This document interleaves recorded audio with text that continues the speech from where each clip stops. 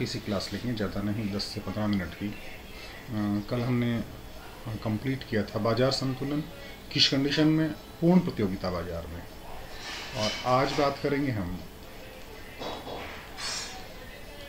प्रतिस्पर्धा रहित बाजार। प्रतिस्पर्धा रहित बाजार में आपका एकाधिकार आता है,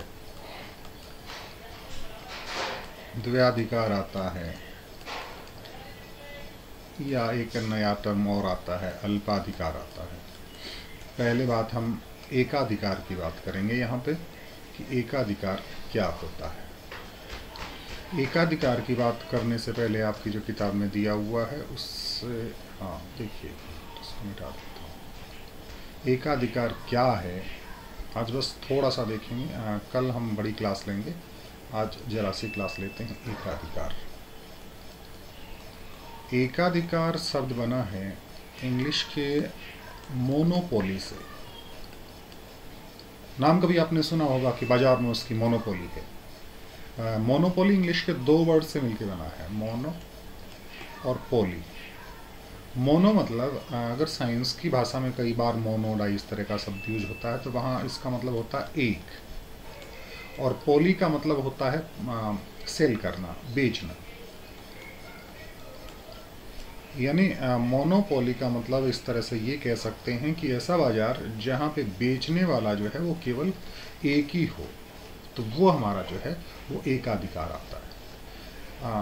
ये इसकी छोटी सी परिभाषा है कि जहाँ पे केवल एक होगा बेचने वाला, विक्रेता एक होगा, क्रेता कई सारे हो सकते हैं, तो उसको हम एकाधिकार कहते हैं। इसको संकुचित परिभाषा कह सकते हैं।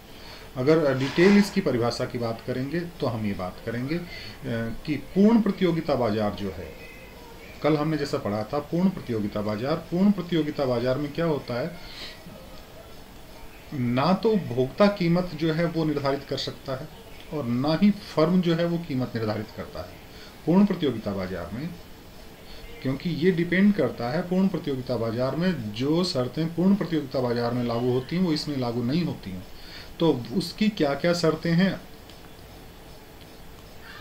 उनका पता होना जरूरी है। पूर्ण प्रतिस्पर्धा बाजार में सबसे पहली बात ये आती है कि उसमें फर्में जो होती हैं वो कीमत निर्धारक नहीं होती, कीमत स्वीकारक होती हैं। ये चीज़ हमने देखा होगा, कीमत स्वीकारक होती हैं। यानी बाजार ने मांग और पूर्ति की जो कंडीशन है उन्होंने कीमतों को निर्धारण कर दिया और फर्मों को वो कीमत स्वीकार करनी है। फर्में अपनी कीमत नहीं बना सकती हैं बाजार में। ये आपका पूर्ण प्रतिस्पर्धा बाजार है। और एकाधिकार बाजार की बात जब करेंगे, या प्रतिस्पर्धा रहित यानी जिसमें प्रतिस्पर्धा नहीं है, कंपटीशन नहीं है, तो उसमें ये शर्तें लागू नहीं होगी। तो पूर्ण प्रतिस्पर्धा बाजार की अगर एक भी शर्त लागू नहीं होती है तो वो आपका प्रतिस्पर्धा रहित बाजार होगा। एकाधिकार कब होगा, द्वयाधिकार कब होगा, या अल्पाधिकार कब होगा, उसके बारे में हम डिटेल से देखेंगे। बात करते हैं एक बार के लिए पूर्ण प्रतिस्पर्धा बाजार की। वापस से हम इसको देखेंगे पूर्ण प्रतिस्पर्धा बाजार की शर्तें जो हैं वो कौन कौन सी हैं। देखिएगा, ये आपकी पूर्ण प्रतिस्पर्धा बाजार की शर्तें हैं, ये हमने देखी, आपको दिखाई दे रहा होगा। इन शर्तों की बात करें तो ये पूर्ण प्रतिस्पर्धा की, दिमाग में रखना ये एकाधिकार की शर्तें नहीं है, ये पूर्ण प्रतिस्पर्धा बाजार की शर्तें। 4 शर्तें आपको दे रखी हैं।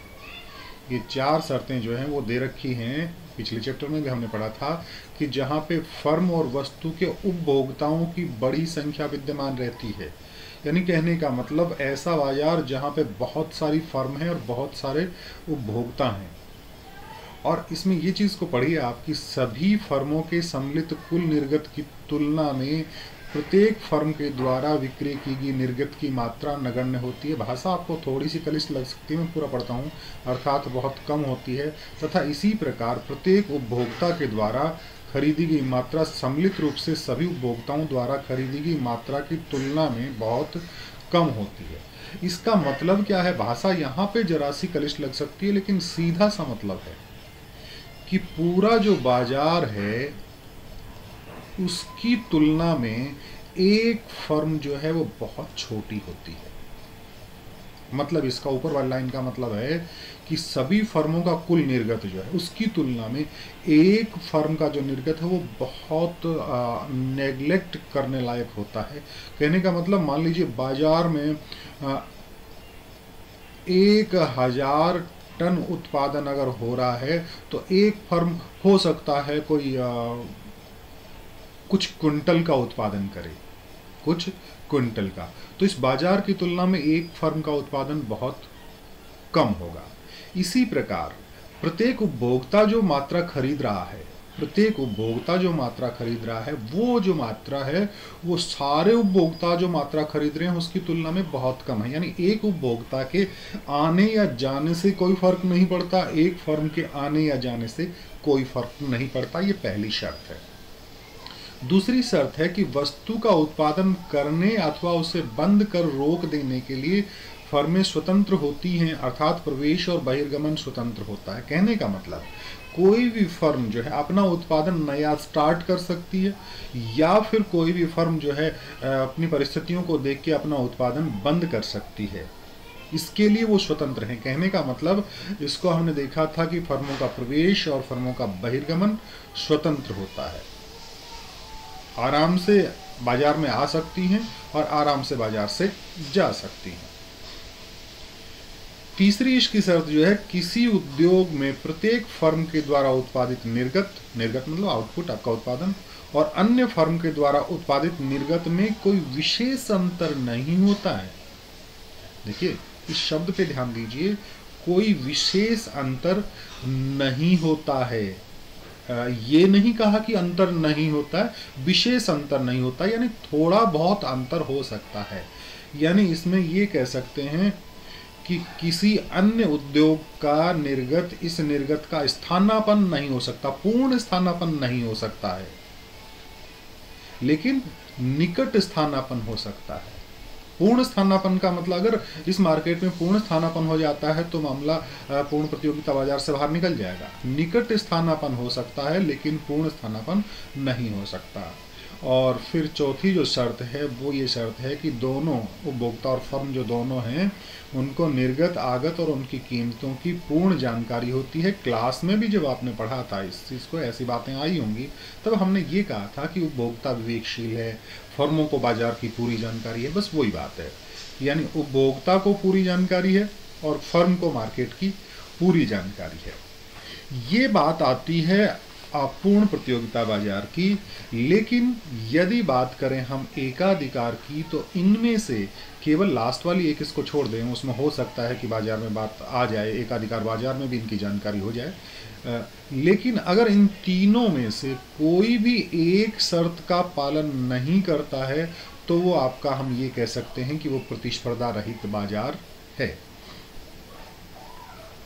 जैसे मान लीजिए दूसरी शर्त को छोड़ दिया हमने, एक शर्त को छोड़ दिया कि एक शर्त पूरी नहीं हो रही है, एक शर्त पूरी नहीं हो रही है, दूसरी शर्त पूरी नहीं हो रही। मान लीजिए कि फर्मों का प्रवेश और बहिर्गमन स्वतंत्र होता है और ये शर्त पूरी नहीं हो रही है, यानी स्वतंत्र नहीं होता है, ऐसा मान के चलें स्वतंत्र नहीं होता है। अब फर्म का प्रवेश स्वतंत्र नहीं होगा तो फर्म अंदर आने के लिए बहुत सारी फॉर्मेलिटीज़ करनी पड़ेंगी, बहुत सारी कागज कार्रवाई हो सकता है, या फिर उनका बाजार में नहीं आ सकती हैं, बड़ी दिक्कतें आती हैं। और जब फर्म में जो है बाजार में नहीं आएंगी तब ये कहेंगे कि वहाँ पे प्रतिस्पर्धा रहित बाजार है। कैसा बाजार है? प्रतिस्पर्धा रहित बाजार है। और उस प्रतिस्पर्धा रहित बाजार में भी अगर ऐसी कंडीशन बन जाए कि केवल एक ही फर्म रहेगी, कितनी रहेगी? केवल एक फर्म रहेगी।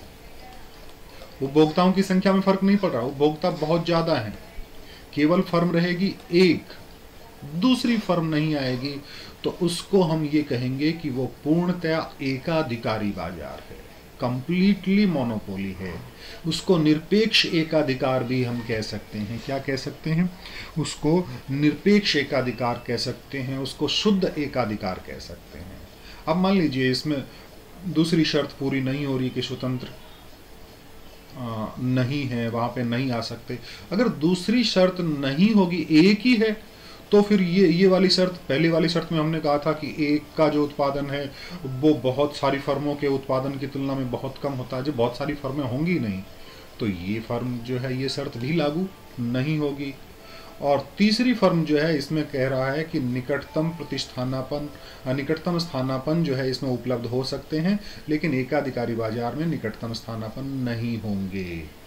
तो आज बस इतना ही हम इसमें देखेंगे। एक आध बात और है कि बाजार में वस्तु विशेष का एक ही फर्म है। इस बात को ध्यान में रखिए कि जो फर्म है वो ही उत्पादक है। यहाँ पे पूर्ण प्रतिस्पर्धा बाजार में हम ये कह सकते हैं कि उद्योग अलग हो सकता है, उत्पादक अलग हो सकता है, वो मार्केट में सप्लाई करेगा, बेचने वाला अलग हो सकता है, लेकिन यहाँ पे एक ही फर्म होगी तो वो ही तो विक्रेता है और वो ही उत्पादक है। दूसरी, निकटतम स्थानापन्न वस्तु का अभाव। इसमें जैसे हमने कहा था ना तीसरी शर्त में कि इसमें निकटतम स्थानापन्न वस्तु होती है, तो इसमें निकटतम स्थानापन्न वस्तु का अभाव होगा। और एक फर्म उद्योग है और नई फर्मों के प्रवेश में प्रभावपूर्ण रुकावटें जो हैं वो होंगी, प्रभावपूर्ण रुकावटें होंगी। इसको विशुद्ध एकाधिकार कहते हैं, जिसमें दूसरी शर्त लागू नहीं होती है। निरपेक्ष एकाधिकार उसको हम जो है वो कह सकते हैं, या पूर्ण एकाधिकार जो है वो हम कह सकते हैं। बाकी इसमें एक चीज आती है, मांग की तिरछी लोच शून्य होती है, बाद में इसको बताएंगे। आज के लिए बस इतना। Thank you.